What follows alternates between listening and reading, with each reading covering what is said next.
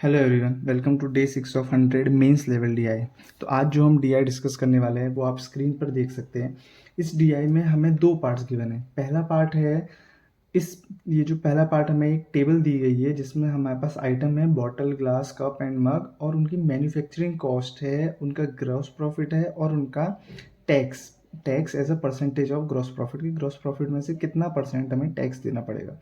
तो ये चीज़ें हमें गिवन है, लेकिन इसमें कई सारे वेरिएबल्स हैं, x y z p q r, ये वेरिएबल्स हैं। हमें इन वेरिएबल्स को सॉल्व करना है। इन वेरिएबल्स को सॉल्व करने के लिए हमें कुछ हिंट्स दी हैं। जैसे कि पहला है all variables are positive integer, तो जो सारे वेरिएबल्स है वो पॉजिटिव इंटीजर होंगे। और हमें दो फॉर्मूले गिवन है। पहला फॉर्मूला है the gross profit is equal to total revenue minus manufacturing cost. तो हम इसको यहाँ पे लिख लेते हैं कि जो हमारा ग्रॉस प्रॉफिट है वो रिवेन्यू माइनस मैन्युफैक्चरिंग कॉस्ट है, और जो नेट प्रॉफिट है वो है ग्रॉस प्रॉफिट माइनस टैक्स, कि टैक्स में से हम कितना ग्रॉस प्रॉफिट में से अगर हम टैक्स सब्ट्रैक्ट कर देंगे तो हमारे पास नेट प्रॉफिट आ जाएगा।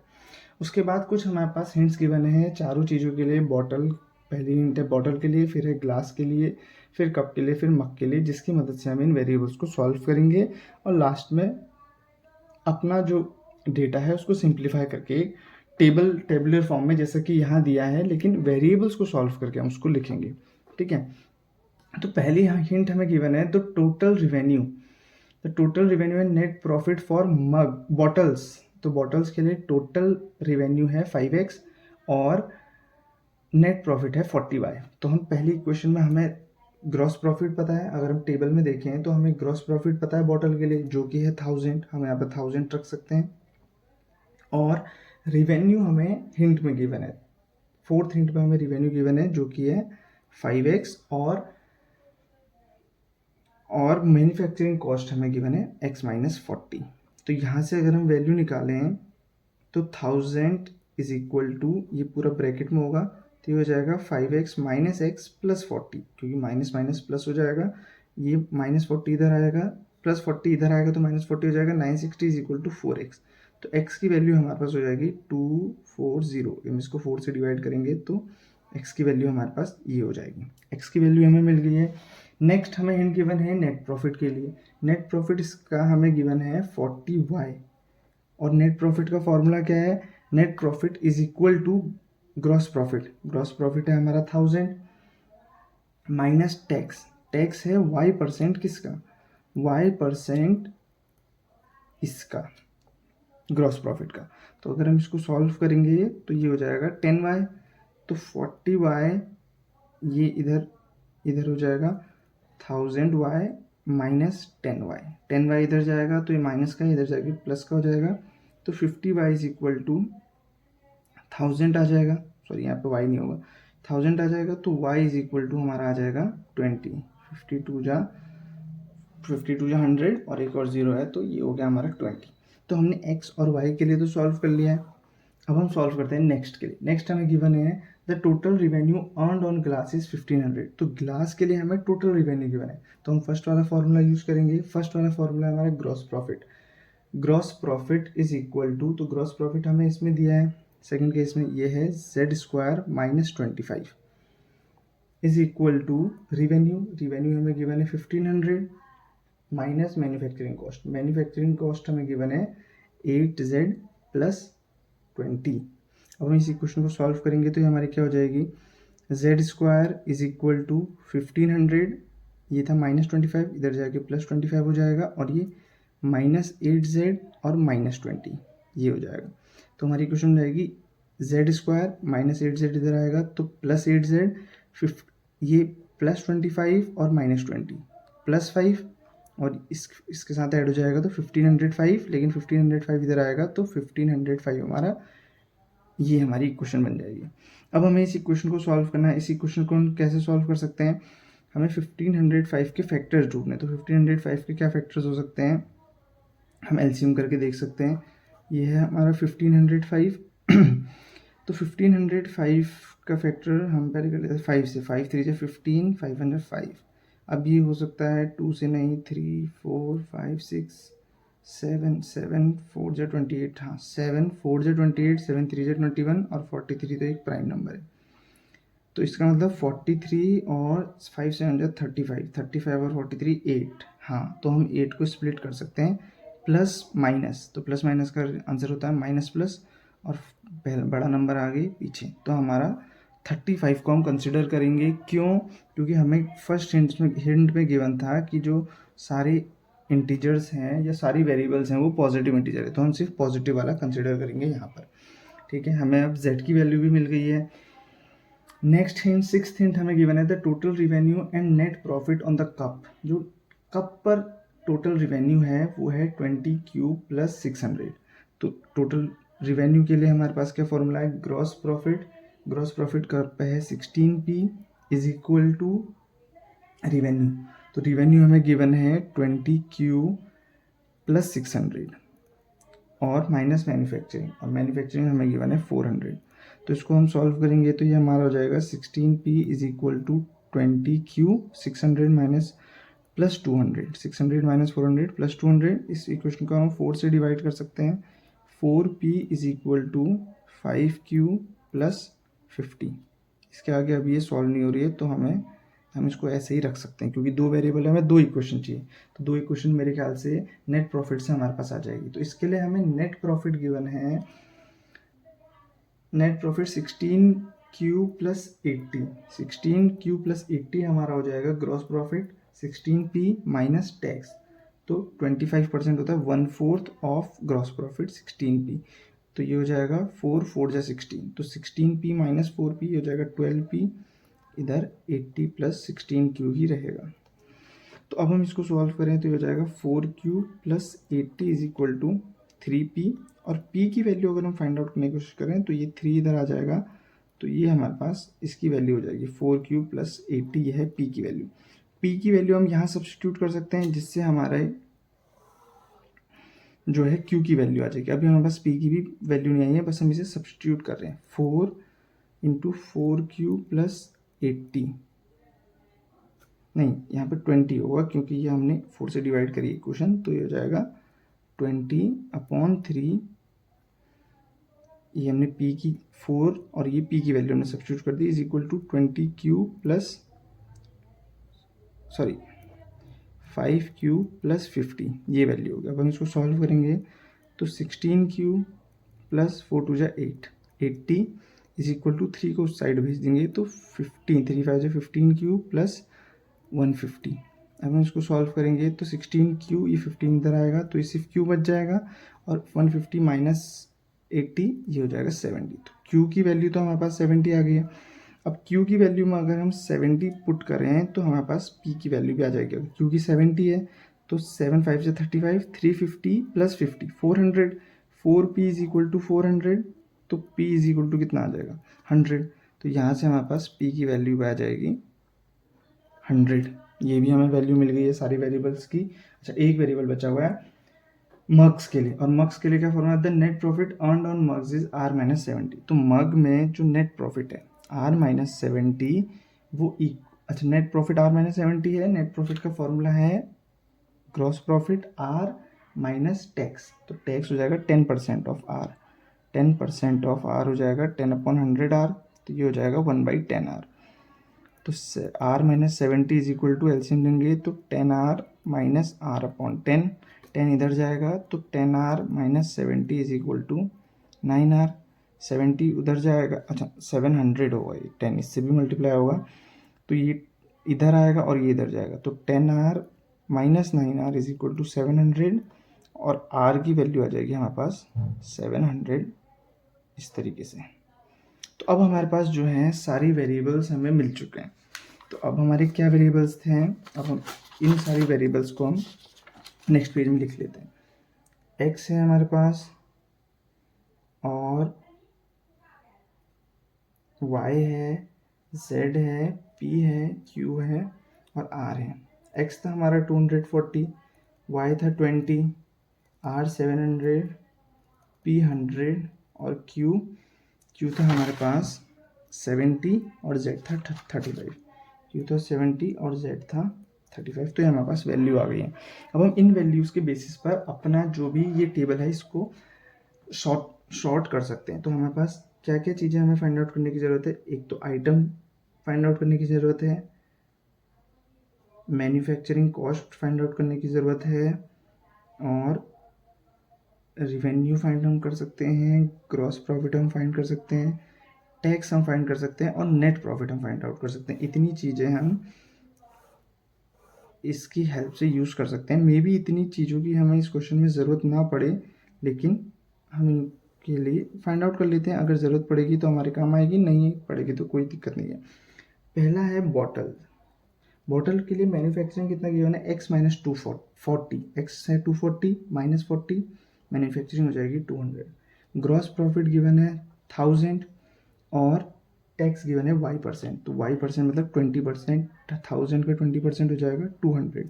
तो ग्रॉस प्रॉफिट में से अगर हम टैक्स माइनस करेंगे तो हमारे पास नेट प्रॉफिट आ जाएगा जो कि है हमारा 800। और ग्रॉस प्रॉफिट प्लस मैन्युफैक्चरिंग, तो हमारा जो है अब हमें रिवेन्यू निकालना है। रिवेन्यू के लिए फॉर्मूला था gross profit revenue minus manufacturing, तो ग्रॉस प्रॉफिट प्लस मैन्युफैक्चरिंग हो जाएगा हमारा रिवेन्यू। तो ग्रॉस प्रॉफिट प्लस मैन्युफैक्चरिंग हमारा यहाँ पे रिवेन्यू आ गया बॉटल के लिए। नेक्स्ट जो है हम ग्लास के लिए सॉल्व करेंगे। तो ग्लास के लिए है मैन्युफैक्चरिंग 8z प्लस 20, तो 8z 35 ये है इंटू 8 हम करेंगे तो हमारा आ जाएगा 280 प्लस 20, तो 300 मैन्युफैक्चरिंग कॉस्ट आ जाएगा। ग्रॉस प्रॉफिट है z स्क्वायर माइनस 25, तो 35 है, 35 का स्क्वायर होता है 1225 माइनस 25, तो ग्रॉस प्रॉफिट आ जाएगा 1200। और टैक्स है x प्लस वाई अपॉन 18, तो सॉरी x अपॉन वाई, तो x अपॉन वाई हो जो हमारा हो जाएगा 12 प्लस 18 30% हमें टैक्स देना है। तो 12 3 जा 36, 360 अगर हम टैक्स देंगे तो हमारा जो टोटल, ठीक है 30% हम इसमें टैक्स देंगे तो हमारा नेट प्रॉफिट कितना बचेगा 300, हम इसमें से हम माइनस कर लेंगे तो हमारा बचेगा 400, अगर हम माइनस कर लें तो 840 टैक्स बचेगा। और रिवेन्यू निकालने के लिए हमें इन दोनों को ऐड करना है, तो ये भी हमारा हो गया। नेक्स्ट है हमारे पास कप और मग के लिए। कप के लिए मैन्युफैक्चरिंग हमें 400 गिवन है और ग्रॉस प्रॉफिट है 16p, p की वैल्यू है ये, तो ग्रॉस प्रॉफिट हमारा हो जाएगा 1600।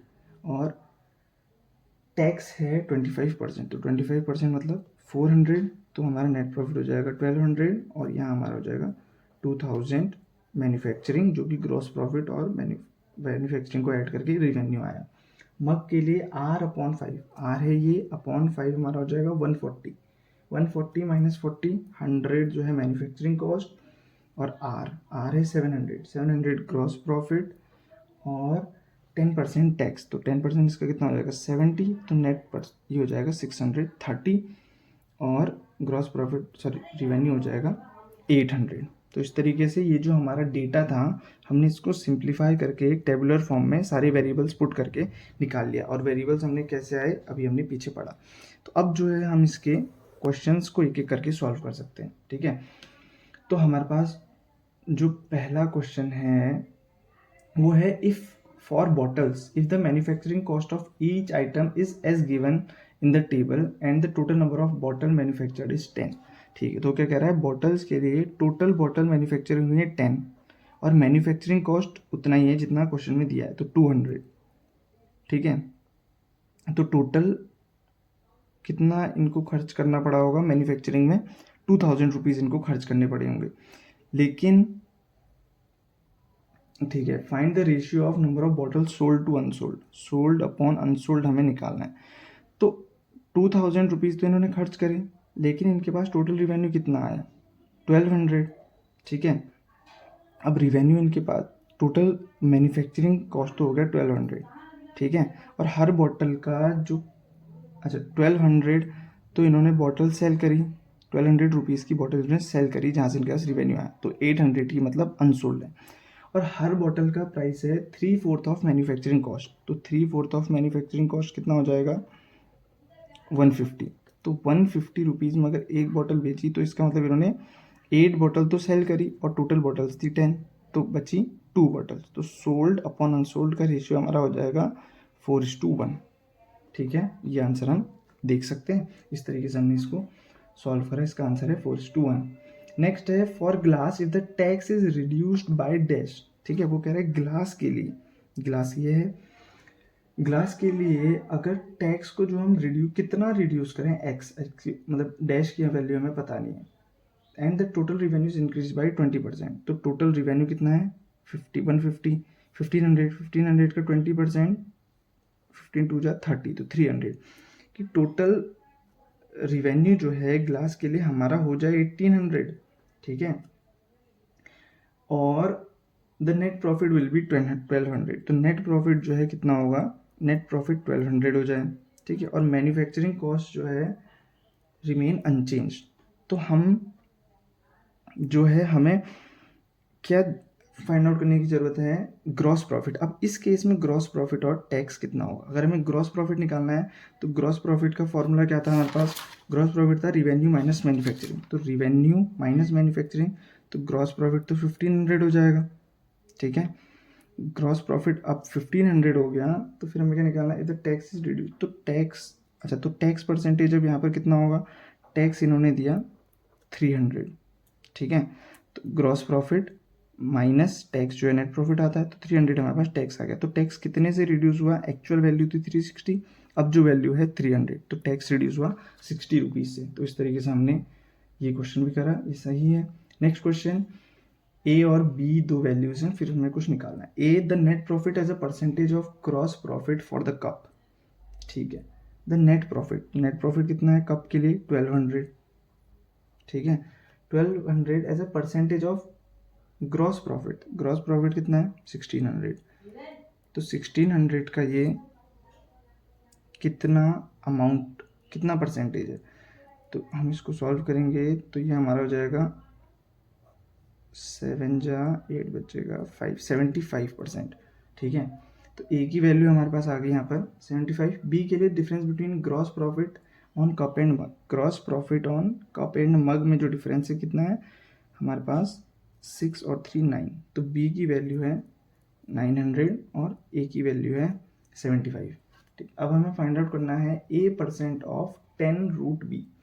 ए परसेंट 75%, तो 3/4 ऑफ 10√b, 10 इंटू √b कितना हो जाएगा 30। तो यहाँ पे से हमारा कितना आ जाएगा 300 हो जाएगा ये। ठीक है, तो इसको हम 10 से, और ये हो जाएगा 75 3/4 हो जाएगा हमारे पास 75, और 75 3 जा 3 5 3 बाई 15, 5 1 करिए वो 225। तो 225 जो है ये हमारा सी स्क्वायर के इक्वल है, और सी है हमारा, तो सी आ जाएगा 15। हमें वैल्यू फाइंड करनी है C/5 की, तो C/5 हमारा हो जाएगा 3। इस तरीके से हमने ये क्वेश्चन भी सॉल्व करा है। नेक्स्ट है फॉर मग्स। अच्छा, मग्स के लिए, मग्स ये if the manufacturing cost of each item is as given in the table. अगर मैन्युफैक्चरिंग कॉस्ट सेम है and the selling price of each mug is twice the manufacturing cost.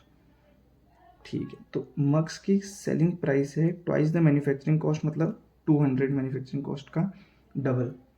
ठीक है, तो इसका मतलब, हाँ ठीक है, then find the total number of mugs manufacture. तो कितने मग्स उन्होंने मैन्युफैक्चर करे if the total number of mugs manufacture 80% ही जो है सोल्ड हुए।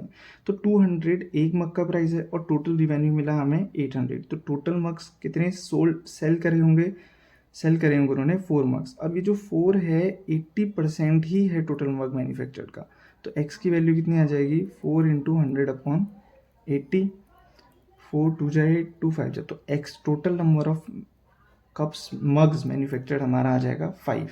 ठीक है, ये भी इसका आंसर भी सही है। लास्ट क्वेश्चन अब हम कर लेते हैं, which one of the following is true. इनमें से कौन सी स्टेटमेंट ट्रू है। Both X and R divisible by 24। X तो 24 से डिविजिबल है, ठीक है, लेकिन आर 700 क्या 24 से डिविजिबल है, कैसे हो जाएगा, 4 से करने की कोशिश करें तो 4 6 जा 24, 4 1 जा 4, 4 7 जा 28, 4 5 जा 20। अब ये 6 से तो कटेगा नहीं, तो इसका मतलब ये R जो है कम्प्लीटली 24 से डिविजिबल नहीं है। तो पहली वाली स्टेटमेंट हमारी फॉल्स हो जाएगी। Second, p is a perfect square, जो p है क्या वो परफेक्ट स्क्वायर है? हाँ, p जो है 10 स्क्वायर, 10 का स्क्वायर है तो p एक परफेक्ट स्क्वायर है, तो सेकंड स्टेटमेंट हमारी सही है। Third statement, the sum of q y and z is a perfect cube, तो q y और z जो है एक परफेक्ट क्यूब है। 7 और 2 9 और 3 12, तो 125 क्या एक परफेक्ट क्यूब है? हाँ, ये 5 का क्यूब है, तो ये स्टेटमेंट भी हमारी सही हो जाएगी, इसलिए इसका आंसर है बोथ सेकेंड एंड थर्ड। तो इस तरीके से हमने आज जो है हमारा डी सॉल्व करा। ये जो डी था बेसिकली बेस्ड था अरिथमेटिक वेरिएबल्स पर और टेबल डी पर। टेबल डी टाइप का है हमारे पास डी था, जिसको हमने सिंप्लीफाई करके एक सिंपल टेबल में जहां हमने सारी वेरिएबल्स की वैल्यूज रखी थी इस तरीके से सॉल्व करा। उसके बाद जो भी हमारे क्वेश्चंस थे उनको सॉल्व करा। जो भी वेरिएबल्स थे उनकी वैल्यू हमने पहले फाइंड आउट करी, टेबल में जो वेरिएबल्स थे वहाँ पे वैल्यू रखी और आंसर हमने अपने सारे निकाले। तो इस तरीके से आज हमने क्वेश्चन करा। अगर आपको ये वीडियो पसंद आई तो प्लीज़ इस वीडियो को लाइक करें और ये वीडियो को शेयर करें अपने दोस्तों के साथ जो भी बैंकिंग एग्जामिनेशन की तैयारी कर रहे हैं या किसी भी और एग्जामिनेशन की, जैसे एसएससी की या आरबीआई की, एलआईसी की, वहाँ भी ये क्वेश्चंस इसी टाइप के आते हैं। और इस चैनल को सब्सक्राइब करें कंटिन्यूस ऐसी वीडियोस देखने के लिए। Thank you so much. आज के लिए मिलते हैं नेक्स्ट वीडियो में जल्दी।